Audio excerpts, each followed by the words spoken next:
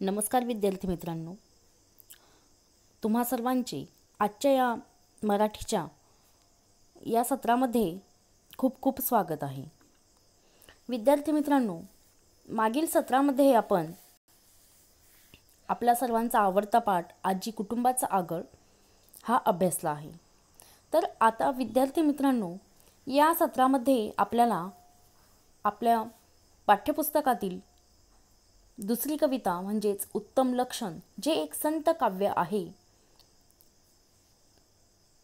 ते आपल्याला अभ्यासायचं आहे. उत्तम लक्षण. विद्यार्थी मित्रांनो, उत्तम लक्षण म्हणजे आपल्या अंगी असणारे गुण आणि ते उत्तम असायला हवेत, ते चांगले असायला हवेत. अशा प्रकारे या नावातनं आपल्याला या कवितेचा बोध मिळतो. आणि हे संत काव्य आहे संत रामदासांचं. समर्थ रामदास स्वामी यांचं हे संत काव्य आहे. तर विद्यार्थी मित्रांनो, सर्वात आधी आपण समर्थ रामदास स्वामी यांच्याबद्दल माहिती जाणून घेऊया. समर्थ रामदास स्वामी यांचा जन्म सन 1608 साली अंबड या गावी झाला. तर त्यांचे पूर्ण नाव नारायण सूर्याजी ठोसर असे होते. ते महाराष्ट्रातील कवी व समर्थ संप्रदायाचे संस्थापक होते. रामाला व हनुमंताला उपास्य मानणाऱ्या समर्थ रामदासांनी परमार्थ, स्वधर्मनिष्ठा, राष्ट्रप्रेम यांच्या प्रसारार्थ महाराष्ट्रात प्रबोधन व संघटन केले. त्याचप्रमाणे ते संत तुकारामांचे समकालीन होते. तर रामदास स्वामींचे देहावसान सन 1682 साली सज्जनगड येथे झाले. तर विद्यार्थी मित्रांनो, अधिक माहिती आपण रामदास स्वामी हे संत कवी होते. संत रामदासांच्या काव्याची ठळक वैशिष्ट्ये म्हणजे त्यातील सामाजिक जाणीव, समाजाच्या नैतिक आणि आध्यात्मिक उन्नतीविषयी अखंड जागरूकता व अतीव तळमळ संत रामदास यांच्या काव्यामध्ये आढळते. आध्यात्मिक विचारांचे प्रतिपादन करणारे टीकाग्रंथ, स्फुट प्रकरणे, आख्यान काव्ये, करुणाष्टके, उपदेशपर रचना, अभंग, पदे, भूपाळ्या, आरत्या, स्तोत्रे असे विविध प्रकारचे वाङ्मय त्यांनी निर्माण केले. दासबोध ही त्यांची संपूर्ण स्वतंत्र कृती असून त्यातून त्यांचा व्यासंग, चिंतन व समाजाचे आणि जनरीतीचे त्यांनी केलेले सूक्ष्म अवलोकन प्रत्ययाला येते. मनाचे श्लोक हे त्यांचे अत्यंत लोकप्रिय आणि सर्वतोपरी असणारे काव्य आहे. विद्यार्थी मित्रांनो, जर आपण हे छायाचित्र पाहिलं तर या छायाचित्रातून आपल्यास स्वामी समर्थांबद्दल जी काही त्यांची व्यासंगता होती, जे त्यांची विचारांची विशालता होती, अशी ही विशालता आपल्याला या छायाचित्रातून आपल्यासमोर दिसून येते. यत्न तो देव जाणावा, यत्ने विन दरिद्रता, आधी ते करावे कर्म, कर्म मागे उपासना, प्रपंच करावा नेटका, प्रपंची जो सावधान, तोची परमार्थ करी जाण.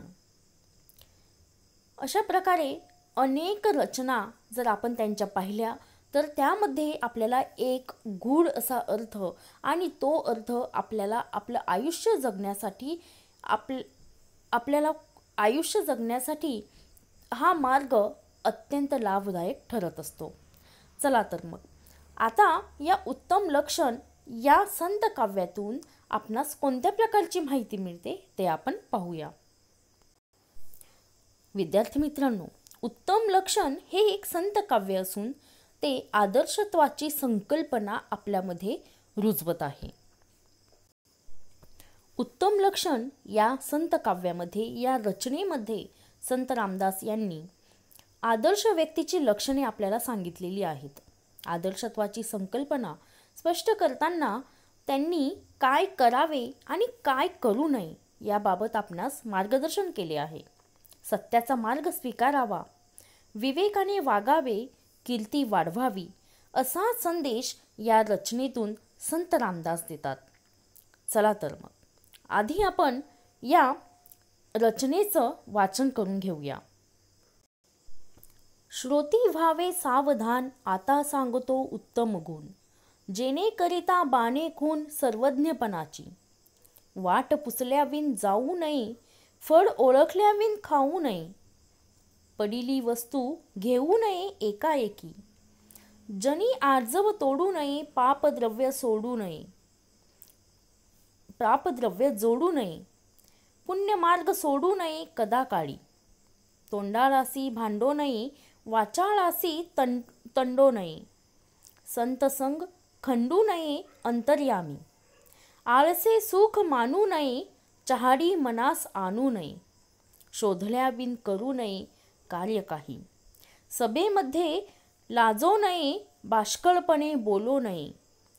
पैज होड घालू नये काही केल्या, कोणाचा उपकार घेऊ नये, घेतला तरी राखो नये. परपीडा करू नये विश्वासघात, व्यापकपण सांडू नये, पराधीन होऊ नये. आपले ओझे घालू नये कोणी एकासी, सत्यमार्ग सांडू नये, असत्य पंथे जाऊ नये. कदा अभिमान घेऊ नये असत्याचा, अपकीर्ती ते सांडावी, सत्कीर्ती वाढवावी. विवेके दृढ धरावी वाट सत्याची. विद्यार्थी मित्रांनो, संत रामदास स्वामी आपणास इथे सांगत आहेत की श्रोती व्हावे सावधान, आता सांगतो उत्तम गुण, जेणे करिता बाणे खून सर्वज्ञपणाची. श्रोत्यांनो, श्रोता म्हणजे ऐकणारा आणि श्रोती म्हणजे श्रोत्यांनो, ऐकणाऱ्यांनो सावध व्हा. मी तुम्हाला आता आयुष्य जगण्याचे एक उत्तम व्यक्ती होण्याचे उत्तम गुण सांगतो आहे. जेणे करिता बाणे खून सर्वज्ञपणाची, आणि प्रत्येकासाठी ही सर्वज्ञपणाची, एक चांगल्या माणसाची, चांगला व्यक्ती बनण्याची ही एक खूण असू शकते. वाट पुसल्याविन जाऊ नये, फळ ओळखल्याविन खाऊ नये. पडिली वस्तू घेऊ नये एकाएकी, वाट पुसल्याविन जाऊ नये. वाट म्हणजे रस्ता, पथ, पंथ. वाट पुसल्याविन जाऊ नये. एखादा रस्ता आपणास माहिती नसेल, तो विचारल्याशिवाय, पुसल्याविन म्हणजे विचारल्याशिवाय आपण त्या रस्त्यावर जाऊ नये, मार्गक्रमण करू नये. फळ ओळखल्याविन खाऊ नये. कोणतेही अनोळखी फळ जर असेल तर ते आपण जर त्याला ओळखत नसू, आपण जर त्याला पाहिलं नसेल तर ते आपण खाऊ नये. पडिली वस्तू घेऊ नये. पडिली म्हणजे पडलेली. पडलेली एखादी कोणतीही वस्तू असेल, अचानक पडलेली, एकाएकी म्हणजे अचानक. अचानक पडलेली वस्तू आपल्याला दिसली तर ती आपण घेऊ नये, कारण अचानक पडलेली वस्तू किंवा बेवारच पडलेली वस्तू ही आपल्याला धोकादायक ठरू शकते. ती वस्तू आपल्याला काही वेळेस आपल्याला हानी पोहोचवण्यासाठी सुद्धा पडलेली, कोणी टाकलेली असू शकते, किंवा काहीतरी तिथून आपल्याला धोका निर्माण होऊ शकतो. म्हणून पडिली वस्तू घेऊ नये एकाएकी, जनी आर्जव तोडू नये, पापद्रव्ये जोडू नये. पुण्य मार्ग सोडू नये कदाकाळी, जनी आर्जव तोडू नये. जनी म्हणजेच लोकांसोबत, आर्जव म्हणजे लीनपणाचा जो आपला व्यवहार आहे, जी आपल्या मनामध्ये जी इतरांबद्दलची जी आदराची भावना असते ती आपण कधीही सोडू नये. कोणाशी आपण मोठ्या आवाजात बोलू नये किंवा कोणाला आपण त्रास देऊ नये. पापद्रव्य जोडू नये. पापद्रव्य म्हणजे भ्रष्टाचाराच्या मार्गाने आलेली संपत्ती. मग ही संपत्ती आपण कधीही घेऊ नये. पुण्य मार्ग सोडू नये कदाकाळी. पुण्यमार्ग सोडू नये कदाकाळी. कदाकाळी म्हणजे कधीही नाही. पुण्याचा मार्ग, जो सत्याचा मार्ग आहे, तो आपण कधीही सोडू नये. तोंडाळासी भांडो नये, वाचाळासी तंडो नये, संत संग खंडू नये अंतर्यामी. तोंडाळ, जे काहीही बोलत असतात त्या लोकांशी आपण भांडू नये. वाचाळाशी तंडो नये, जी लोक बाष्कळपणे काहीही बडबड करत असतात अशा लोकांशी सुद्धा आपण बोलणं बंद करावं किंवा बोलूच नाही. संत संग खंडू नये अंतर्यामी. संत म्हणजे चांगले व्यक्ती. तर अशा संत लोकांची संगत आपण सोडू नये. संत संग खंडू नये अंतर्यामी. आपल्या मनाला एक चांगला मार्ग दाखवणाऱ्या चांगल्या लोकांची संगत आपण पकडायला हवी. त्यांच्यासोबत आपण राहायला हवे. आळसे सुख मानू नये, चहाडी मनास आणू नये, शोधल्याविन करू नये कार्य काही. आळसे म्हणजेच आळसाला आपण सुख मानू नये. आपण काहीतरी कार्य हे करायलाच हवे. आणि कोणतंही काम असो, तिथे कष्ट केल्याशिवाय कोणतं आपल्याला चांगलं फळ हे मिळत नाही. आणि म्हणूनच म्हटलं जातं प्रयत्नांती परमेश्वर. जर आपण प्रयत्न न करता आळस टाकून आपण कोणतंही काम केलं नाही तर आपल्याला काहीच मिळत नाही. म्हणून मग आळसे सुख मानू नये, चहाडी मनास आणू नये. चहाडी करणे म्हणजे एखाद्या व्यक्तीच्या मागे तिच्याबद्दल काहीही बोलणे. अशा प्रकारची कामं आपण अजिबात करू नये. शोधल्याविन करू नये कार्य काही. आपण कोणाला कोणतंही काम सुरू करण्याच्या आधी त्याबद्दलची पूर्ण माहिती आपल्याला हवी आणि तरच आपण ते काम सुरू करायला पाहिजे. जर आपल्याला अर्धवट माहिती असेल किंवा आपल्याला एखादं कार्य सुरू करण्याबद्दल काहीही माहिती नसेल आणि आपण ते काम करायला गेलो तर ते कदाचित असफल ठरू शकते आणि म्हणून आपण हे काम करू नये. मग असे कामं सुरू करण्याआधी आपल्याला त्याचा पूर्णपणे अभ्यास करायला पाहिजे. हा अभ्यास करताना ते काम आपल्याला का करायचं आहे, आपल्याला सर्वांसाठी कोणता फायदा होणार आहे, या साऱ्या गोष्टींचा सारासार विचार केल्याशिवाय आपण ते काम करायला सुरू करू नये. सभेमध्ये लाजू नये, बाष्कळपणे बोलू नये, पैज होड घालू नये काही केल्या. सभेमध्ये लाजू नये. एखादी सभा असेल तर त्या सभेमध्ये बोलण्यासाठी आपण धीटपणे उभं राहायला हवे. आपण कोणत्याही प्रकारची लज्जा ही बाळगली नाही पाहिजे. बाष्कळपणे बोलू नये, वायफळपणे काहीही बडबड करू नये, पैज होड घालू नये काही केल्या.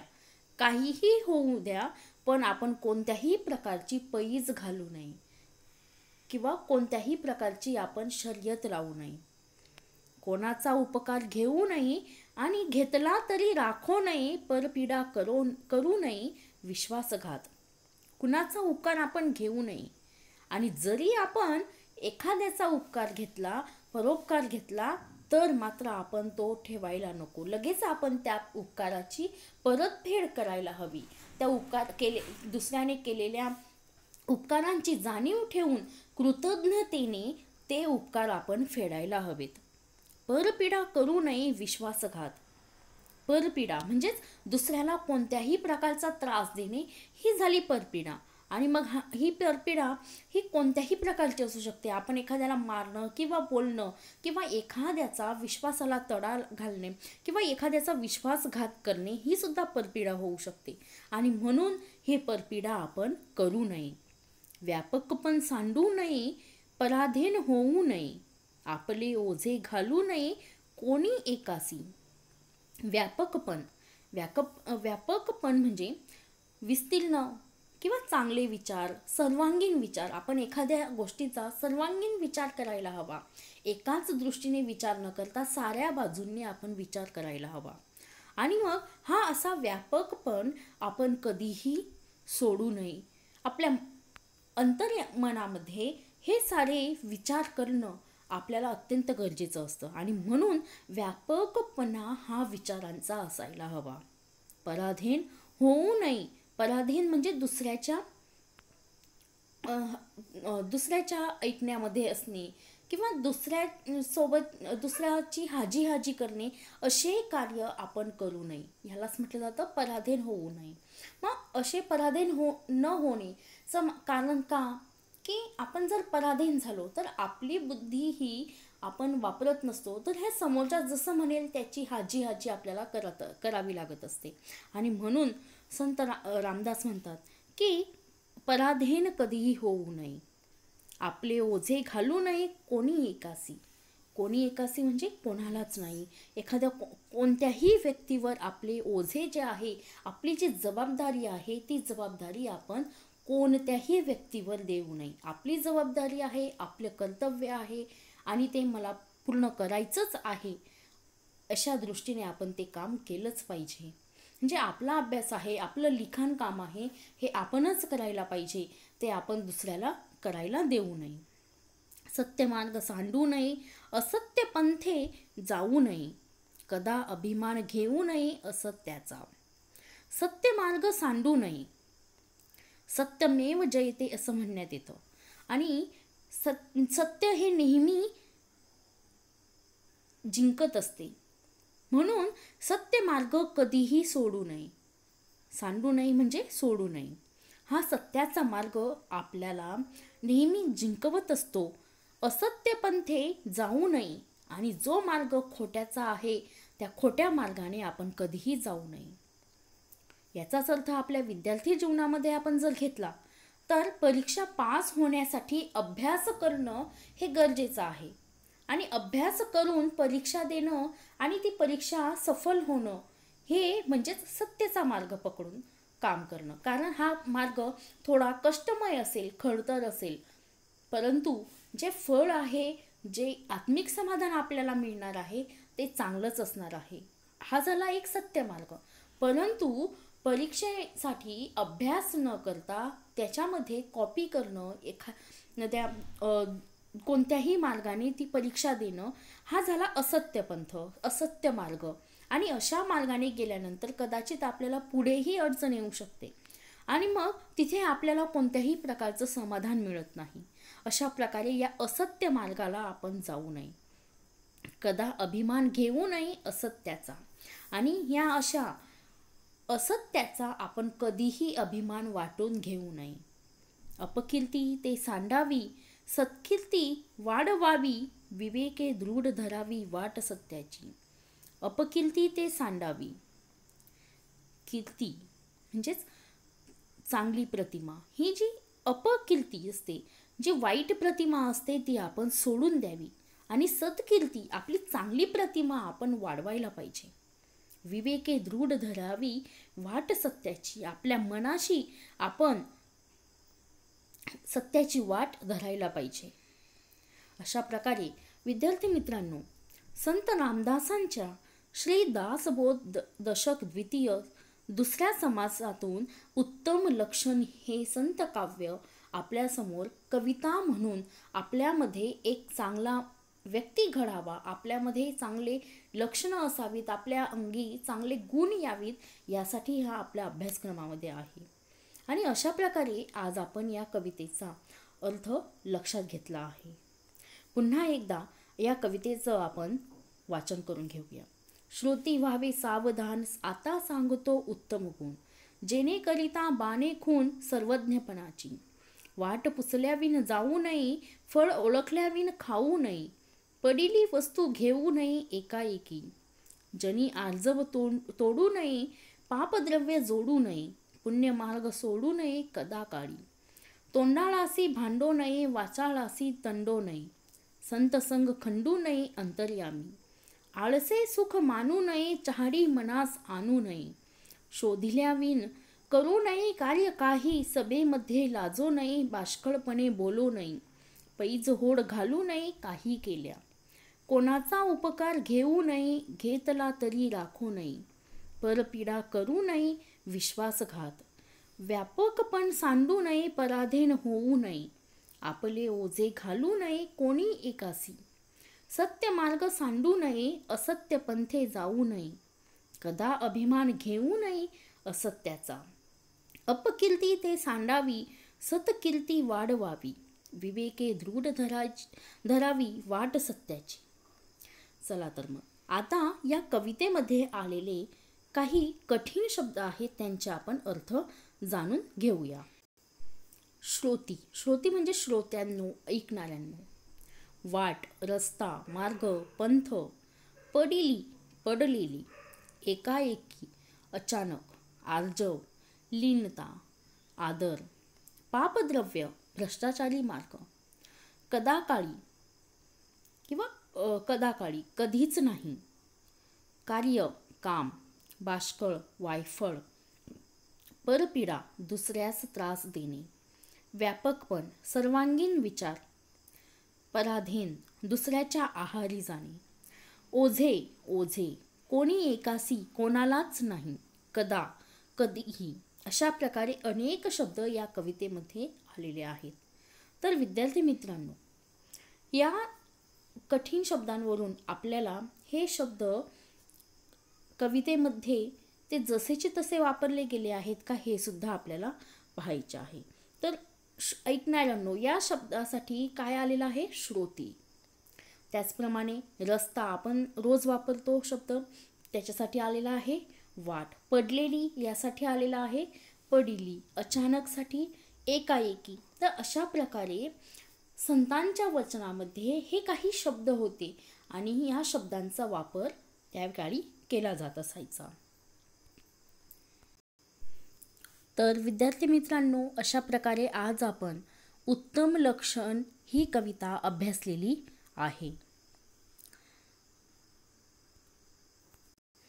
तर विद्यार्थी मित्रांनो, आजचा व्हिडिओ आपल्यास कसा वाटला त्यासाठी लाईक करा, कमेंट करा, शेअर करा आणि सबस्क्राईब करायला विसरू नका. धन्यवाद. आता पुन्हा भेटूया पुढच्या सत्रात.